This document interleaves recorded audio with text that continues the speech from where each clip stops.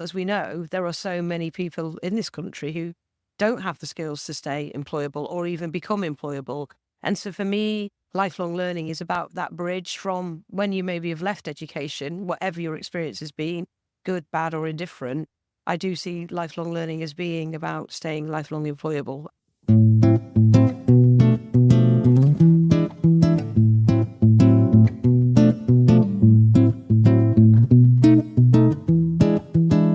Thank you for joining us today. Today we have with us our CEO, Kirstie Donnelly.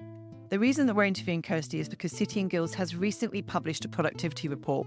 And what we found from that report and our surveys and our discussions with them is that a large quantity of working age adults and senior leads in business in the country think that we do not have the skills in our current workforce to increase productivity and meet the coming skills needs of the fourth industrial revolution going forward. We're also going to be discussing some of the government changes that have come out of the budget, because the government has said that they're going to put back the lifelong loan entitlement for a further year. Now, that could be a good thing, it could be a challenge, but I'm going to be asking Kirstie what her thoughts are on that. So, welcome, Kirstie. Bryony, my goodness, we're obviously going to cover a lot of ground, so I'm really looking forward to the conversation, and thank you for having me in our lovely City and Guilds podcast lounge. Lovely to be with you. Let's see where we take the conversation. Why is lifelong learning so important?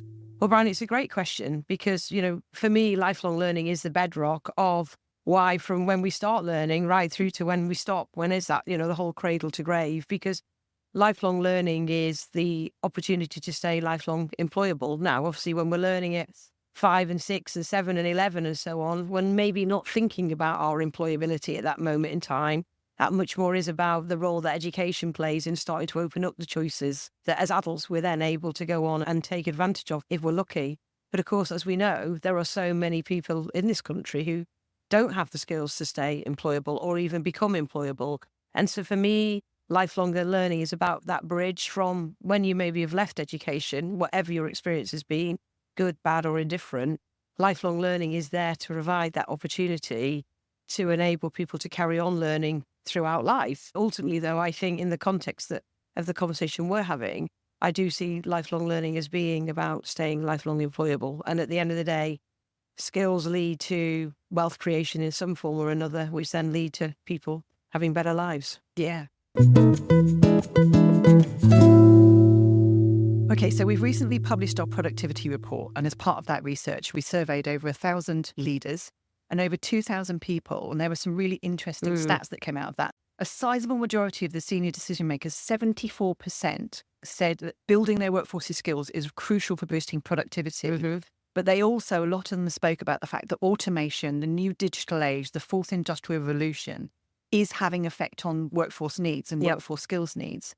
But the government seemed quite heftily concentrated on school and pre-16 and 16 to 18. From the point of view of lifelong learning and how we're going to address this, what do you think the government should be concentrating on, taking into account the fact that we've just put back the lifelong loan entitlement for a further year as part of the budget announcement last week? Yeah, no, look, there's a lot to unpack in there, Bryony, and I don't disagree with you. Look, at the simple fact is we are lagging behind our European counterparts in terms of productivity and in terms of other measures as well. I think, look, if I was being optimistic for a moment, we have got a new government. It's a change in 14 years. I think this Labour government have come into power wanting to believe that skills are a fundamental bedrock to productivity and to the productivity problems that we face as a country. However, you are quite right. They do need to almost put some money where their mouth is, to use that, again, rather crude expression. And we heard the budget last week, and look, there was £300 million talked about for further education. How exactly and what that will transpire into, let's wait and see. Yet when you set that against the 2.3 billion for education, it does, to your point, rather skew the picture a little bit. And I think part of the problem is I do think this Labour government has understood how important skills are. The fact that, Skills England is going to be very focused on how to create those join-ups between different government departments. The fact we've got the Migration Advisory Board looking at skills. The fact you've got the industrial strategy out for consultation at the moment, where they clearly do talk about the important role of skills. For me, it's the first time in 14 years, I feel, that we've started to have a government that really does want to connect up the dots. The problem is if skills pay the bills, who's going to pay for the skills? And that is something that I think we still need to see how that is going to play out. And some of this will be how the government, with all of us in the ecosystem for that matter, how we can get more creative with the funds that are already available. And what I mean by that is if the government would at least lighten up on some of the more stringent policies of the previous government, and if we could have some more flexibilities around the growth of skills levy and we could understand what they were going to be used for, and if we could maybe once and for all address the maths and English question inside apprenticeships and some of these other problems that, let's be honest, have been thorny and have been around us for a number of years now, I think there's quite a lot we could do with an existing funding as well as then trying to maximise on getting as much new money into skills as possible. But, it isn't just the government's problem. No. Employers do have to also put their money where their mouth is too. We go out a lot, don't we? And we hear from employers who are doing amazing things. Look at the work we do for the Princess Royal Training Awards, where every year we get to see the best in class employers who are really making an impact in terms of the investment. But generally speaking, we are lagging behind from our European counterparts in terms of how much employers do invest in training and skills.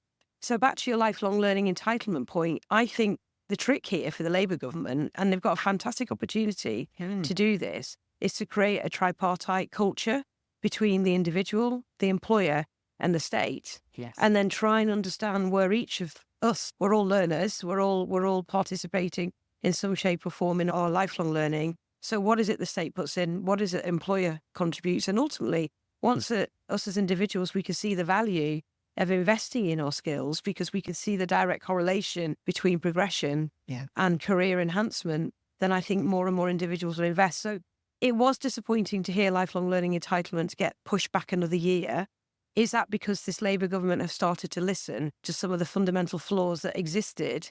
And if that is the case and they're genuinely taking the time to rethink it, then great, let's rethink it, let's design it so it works to give many more people opportunities that they ordinarily wouldn't have. That would be amazing, wouldn't it? Because there are some fundamental flaws in that offer at the moment that will probably cause more social immobility and social mobility. Yes, definitely. And that's definitely something to address.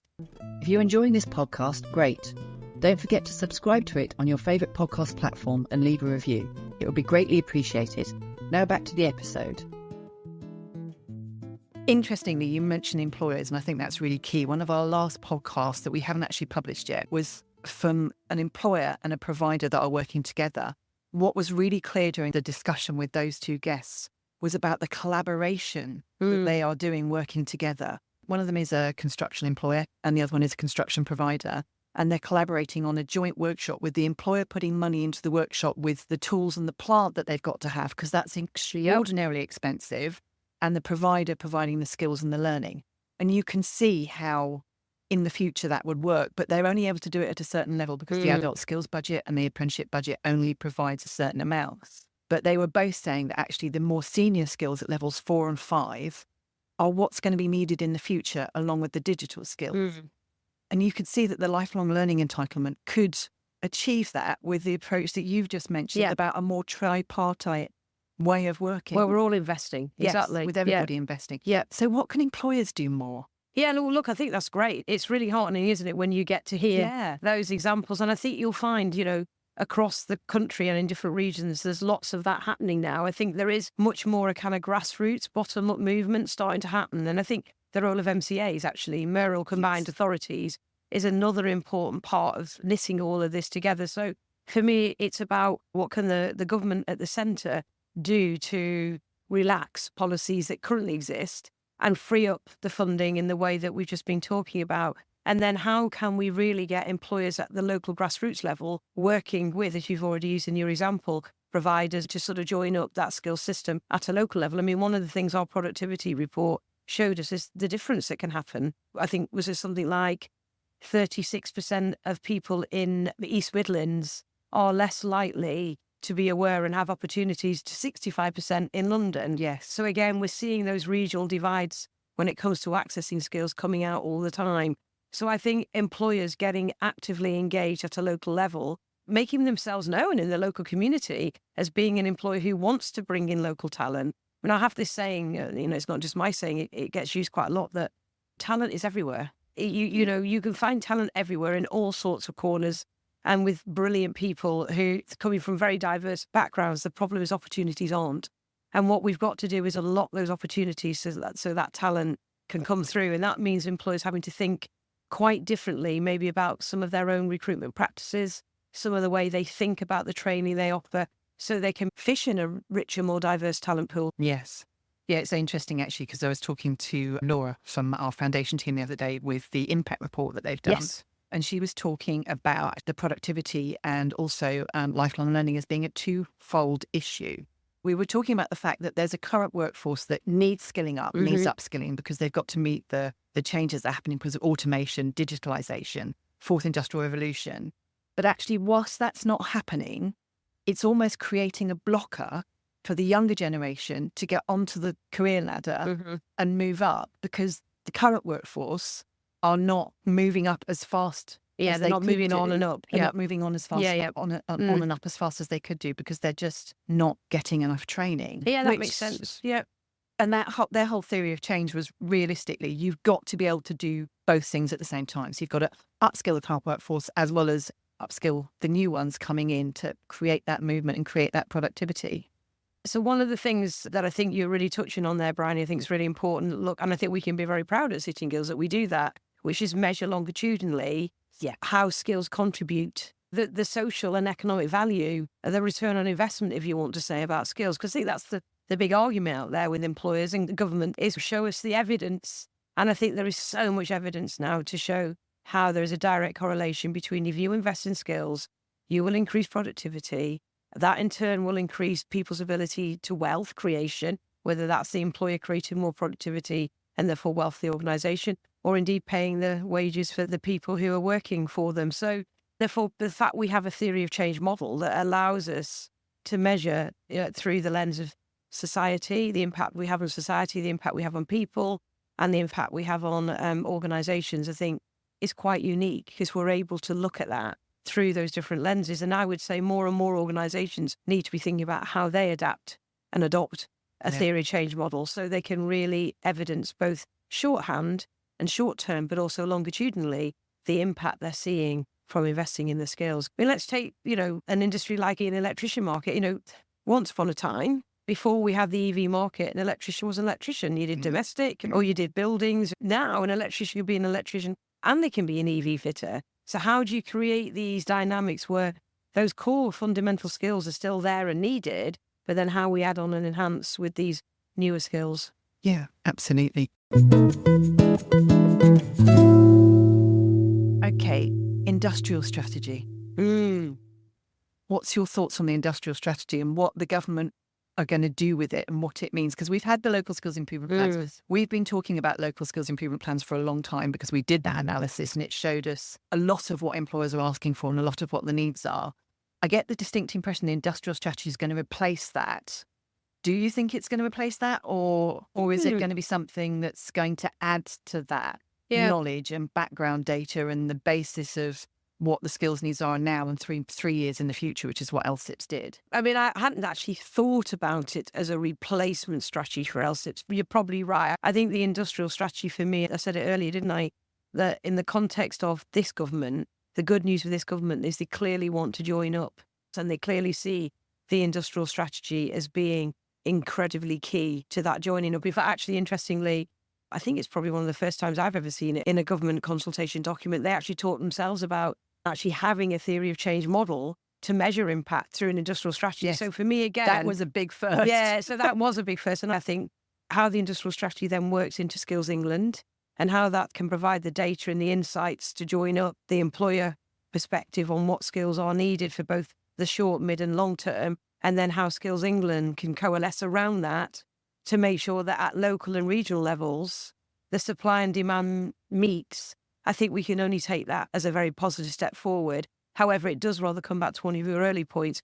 It still will need funding. And I think that's always going to be the challenge here. I think that's one of the key issues, isn't it? I mean, there's actually, if you think about it, I mean, we've known for several years that, not so much now, because I think the adult education budget, when it's devolved down to local levels, is actually used much more effectively than it ever was at a national level, where every single year for about 3 or 4 years before devolution, colleges were giving back masses of the adult education budget because of the restrictions around eligibility, because of the restrictions around what it could be used for.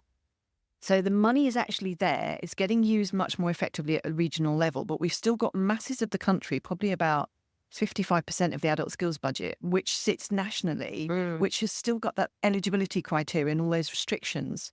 If they freed up and released some of those restrictions and made it more flexible. Yeah. For instance, there's a 3% innovation flex at the moment that can be used by providers to work with employers to develop courses and programs to specifically meet those employer needs. That's only 3% of the adult education budget, and yet we're still giving lots of it back. Why not flex it up to use 25% of it? Exactly. And I think that's what I meant before. So although I'd be the first to say over the last, 10, 11 years, we know, don't we, that over £1 billion has been taken away from the skills system. There's no getting away from that. Now, whether or not we can fully replace that, probably unrealistic to think, but you're absolutely right. Just by being more creative, joining up the dots, unflexing some of those restrictions, we can open up existing funds to more available pockets and areas of the country where we need it. And also rethinking the models and constructs of learning. I mean, we haven't really touched yet on AI, but none of us really know yet just how AI is fundamentally going to shift the way we live, we learn, we work. But in a positive sense, I think AI, used well and used constructively, it can fundamentally change the rhythm, the swim lanes in which people learn. Yeah. You know, learning's a journey and people will stop and start it at very different points and they'll have very different abilities in terms of how they learn and what skills they learn and when. And therefore, if we can create a system that isn't dictated to by guided learning hours, I mean, come on, what way is that to create a kind of flexible, agile workforce that we need today? So if we can really unleash the power of AI and flex up some of those existing policies and funds, then I think we could really start to create some magic. But we have to be quite brave about that. And all of us in the system, in the ecosystem, almost, not be a little bit like turkeys voting for Christmas and want to keep things the same, but have to think quite differently about the pace and the place of when learning and skills are taught and delivered and supported and drive something quite positive through that agenda change. So how long do you think it will take? Goodness me, gosh, what a question. I mean, I've been in and around the skills sector in one form or another for 35 years now, and I've seen some things come and go, and I've seen things come back round the loop again. I don't know that it'll ever be a defining moment where we go, we've got there. But I think in context of what I've just been saying about AI and this government and employers all getting a bit more on board and joining up, I think the next 5 years we could do some really serious good work in terms of creating a much more cultural approach to our lifelong learning for lifelong employability. But it is a cultural change that we need, and we all need to think quite differently about it. It's fundamentally different now, though, isn't it? Because of AI. Yes. It's such a different way of looking at the world and such a different way of taking on board information and using information. How is the provider ecosystem reacting to it, do you think? Well, yeah, that's a really good question. And I think it's early days, but I think what we've got to be careful about is disintermediation. There are going to be people out there that we don't even know yet, let alone the Googles and the LinkedIns of this world and Amazons, who are all going to create their own version of a skills learning marketplace. So I think we are going to see a quite different ecosystem start to emerge, actually. And I think that's one of the challenges and one of the opportunities for us is how do we think quite differently about the component role any one of us might play in someone's journey. But I think it's early days. But I guess my approach would be to really think about the learning journey ecosystem that you as a provider might be trying to achieve, and then really look really hard at where AI could come along and really positively disrupt it. Because my advice is if you don't do it yourself, someone's going to come and do it to you. Yeah. And ultimately, I do believe the power will ultimately be with the learner, and they are going to start making some very different choices once there is more in the market for them to choose from. Because the learners coming through now are going to look on learning and how they learn and how they gain information and gain new skills in a very, very different way to people from yours and my generation. It's going to be a very different approach, isn't it? Yeah. You can already see that happening with people not particularly wanting to go into a classroom all the time. Yeah. We even see it in our workplaces, don't we? I mean, look, for the first time ever, we've got 5 generations of people working in our workplaces. I mean, you could look at that through 2 lenses. What a brilliant melting pot of, reverse learning and mentoring. But nonetheless, that does put a challenge on an employer to think about the different ways that young people will respond as they come through. And then the more older, mature workers like our good selves who want to stay with it and young, but probably have got some, tried and tested practices that we're not very good at changing. Maybe we're not, but maybe this is the challenge. Having those 5 generations in the workplace will help us all think constantly about that need to be agile and constantly changing to evolve, really. Brilliant. Thank you, Kirstie. Thank you. So thanks for watching today. If you enjoyed this podcast, please do write a review on your podcast platform. The first 5 reviews we spot will receive some City and Guilds merchandise. We've got mouse mats and water bottles to give away. Thank you for checking out this episode. Remember to share it with a colleague or friend. Until next time, goodbye for now.